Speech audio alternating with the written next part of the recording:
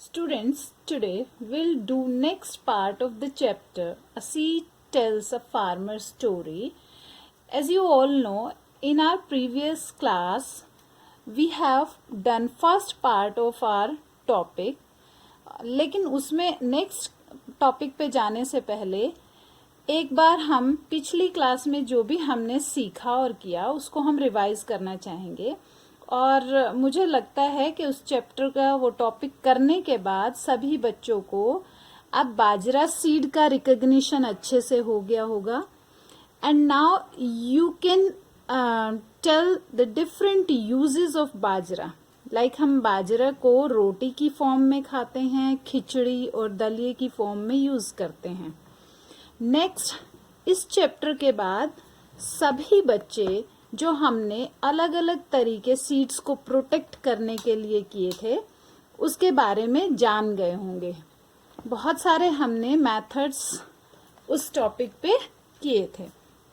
और इस टॉपिक का जैसा कि सभी बच्चों को पता है कि हमने पिछली क्लास में इस टॉपिक को 2 पार्ट में डिवाइड कर दिया था। फर्स्ट टॉपिक हमने पिछली क्लास में कर लिया है। आज हम करेंगे comparison between primitive and advance agriculture. अब क्या आपको प्रिमिटिव और एडवांस का मीनिंग पता है? ये हम इस क्लास में डिस्कस करेंगे। लेकिन इस चैप्टर के इस पार्ट को पढ़ने के बाद सभी बच्चे students will be able to know the changes in agriculture. पुराने टाइम से आज तक एग्रीकल्चर में जो भी चेंजेस आए हैं उसको जान पाएंगे। And they will be able to learn some new keywords. इस चैप्टर के इस टॉपिक में बहुत सारे नए नए वर्ड्स हम पढ़ेंगे, तो बच्चे उन वर्ड्स का मीनिंग और उन वर्ड्स के बारे में जानेंगे। And children will be able to recognise tools that used in the agriculture. जो स्टार्ट करें, हमने पिछली क्लास में पढ़ा था कि ये एक छोटा सा बाजरे का सीड जिस फार्मर की कहानी सुना रहा है उस किसान का नाम है धामजी भाई, और धामजी भाई का जो बेटा है उसका नाम है हसमुख। यानी ये चेंज जो बताए हैं वो हैं धामजी भाई से लेकर हसमुख तक, यानी एक फादर से उसके सन के बड़े होने तक के चेंजेस। तो पुराने तरीके और नए तरीके में क्या क्या फर्क है? जब भी हम कोई फसल शुरू करते हैं तो उसकी जुताई से लेकर उन बीजों के घर में आने तक कौन कौन से चेंजेस आए। सबसे पहला काम होता है फसल को बोने से पहले खेतों की जुताई करना, प्लोइंग। पुराने तरीके में सबसे जो मेन तरीका था वो था, जैसा कि आपको इस पिक्चर में क्लियर हो रहा है। इस पिक्चर में आप क्या देख पा रहे हैं? हाँ, yes, very good. You can see a plough here. एक हल दिखाई दे रहा है। हल जिसे कि बैल की सहायता से चलाया जाता था। और जुताई का मतलब है यहाँ टू लूजन द सॉइल, मिट्टी को लूज करना ताकि उसमें बीज को अच्छे से उगाया जा सके। लेकिन आज ये तरीके बहुत हद तक बदल गए हैं। अब बैलों का और मैनुअल प्लोइंग की रिप्लेसमेंट में अब तरह तरह के ट्रैक्टर्स और मशीन्स आ गई हैं। जैसे देखिए, आप देख पा रहे होंगे इस पिक्चर में ट्रैक्टर है। ट्रैक्टर के पीछे हैरो लगा के और फिर खेतों की जुताई की जाती है। तो कई दिन का काम एक ही दिन में हो जाता है। Next process is sowing the seeds. Sowing means जो मिट्टी अब लूज हो चुकी है उसमें छोटी छोटी नालियां बनाकर बीजों को डालना। पहले ये काम वो बैलों की सहायता से इस हल में जो पाइप आप देख पा रहे हैं, इस पाइप में उस नाली के थ्रू डाल दिया जाता था, जिसमें कई दिन लगते थे। लेकिन अब इसके लिए भी मॉडर्न तरीके, या फिर दूसरा तरीका था हाथों से बिजाई करना, बुआई करना। ये आप एक पैडी क्रॉप है जिसमें कि किसान हाथ से एक एक पौधे को बो रहा है, उगा रहा है। आज जो मॉडर्न तरीके की अगर हम बात करें तो अब मैनुअल वर्क की जगह अब ये काम बड़ी बड़ी मशीनें करती हैं। जैसे आप यहाँ पे देख पा रहे होंगे और पढ़ भी पा रहे होंगे कि इसमें डिस्क हैरो लिखा हुआ है, यानी कि इसमें अपने आप ही छोटी छोटी नालियां बनाती है ये मशीन, और इन नालियों के थ्रू इस पाइप में बीज भर दिया जाता है और इससे अपने आप जो बीज हैं वो उन नालियों में चले जाते हैं। नेक्स्ट प्रोसेस इज, अब बीज उगा दिए गए हैं, लेकिन अब जो एक रिक्वायर्ड कंडीशन होती है बीजों को सीडलिंग में चेंज होने के लिए, उसमें एक कंडीशन होती है मॉइस्चर।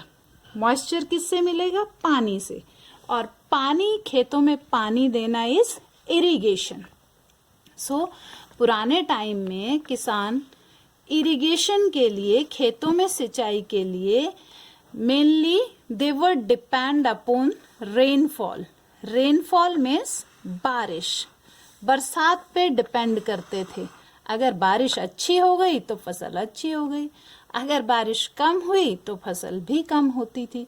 या जिन एरियाज में बारिश के ऊपर डिपेंड नहीं थे वहां थी रिवर्स या छोटी छोटी जो नहरें निकलती थी, वहां पे नहरों के द्वारा सिंचाई होती थी। बट अब ये भी तरीके चेंज हो गए हैं। अब इसकी जगह बड़े बड़े ट्यूबवेल्स और स्प्रिंकलर्स ने ले ली है। अब हम कहेंगे ये ट्यूबवेल्स और स्प्रिंकलर्स क्या होते हैं। ट्यूबवेल्स तो सबने देखे ही होंगे कि एक बड़ी सी मोटर के सहारे खेतों में, जमीन में बोरवेल कर दिया जाता है और उससे पानी निकाला जाता है। स्प्रिंकलर्स होते हैं बच्चों, जैसे आप लोगों ने पार्क में फाउंटेन्स देखे हैं ना, इसी तरह से खेतों में थोड़े थोड़े डिस्टेंस के बाद पाइप से छोटे छोटे फव्वारे लगा दिए जाते हैं, जिससे पानी ऑटोमेटिकली उस पौधे के चारों तरफ जाता रहता है। ये मॉडर्न तरीका है पानी को बचाने का। पानी की इसमें सेविंग भी होती है और पानी की वेस्टेज भी कम से कम होती है। नेक्स्ट प्रोसेस है, अब सिंचाई से बीज ग्रो कर गए, फसल बड़ी होने लगी, लेकिन जिस तरह हमें अच्छी तरह से ग्रो करने के लिए फूड चाहिए, तो क्रॉप्स का फूड क्या है? फर्टिलाइजर्स, मैन्योर, खाद। तो पुराने टाइम में खाद का भी सोर्स था कि दे यूज काउ डंग्स, गोबर की खाद या कंपोस्ट खाद। एक बहुत गड्ढा खोद के और वहां पे पूरे साल या 6 महीने तक घर का जितना भी कचरा होता था वो उसमें जमा होता रहता था, including cow dung.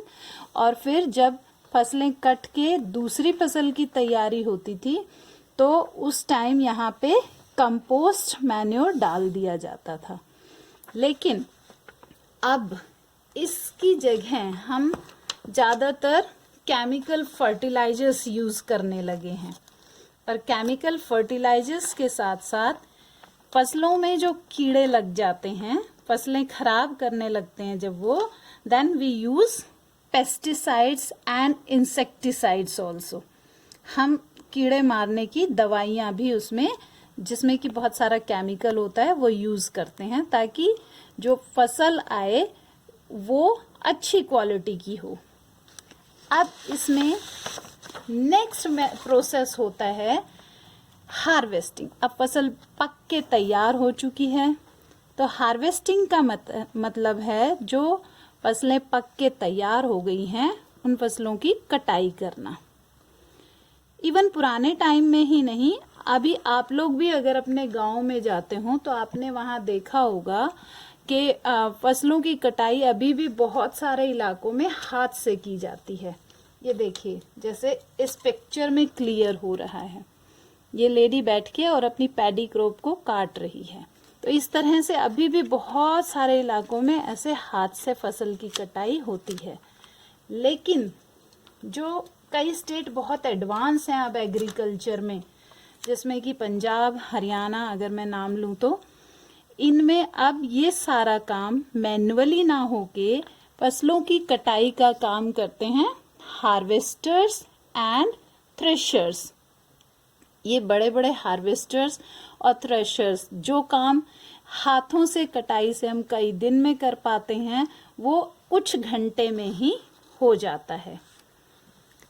And last process जो होता है वो होता है जो हम पहले डिस्कस कर चुके हैं कि अब बीज पक के तैयार हो गए हैं, फसल तैयार है, घर में आ गई है, किसान ने जितनी फसल बेचनी थी बेच दी और उनको प्रोटेक्ट करने के, उनको कीड़ों से बचाने के लिए, लंबे टाइम तक यूज़ करने के लिए जो मेथड्स हम पिछली क्लास में डिस्कस कर चुके हैं।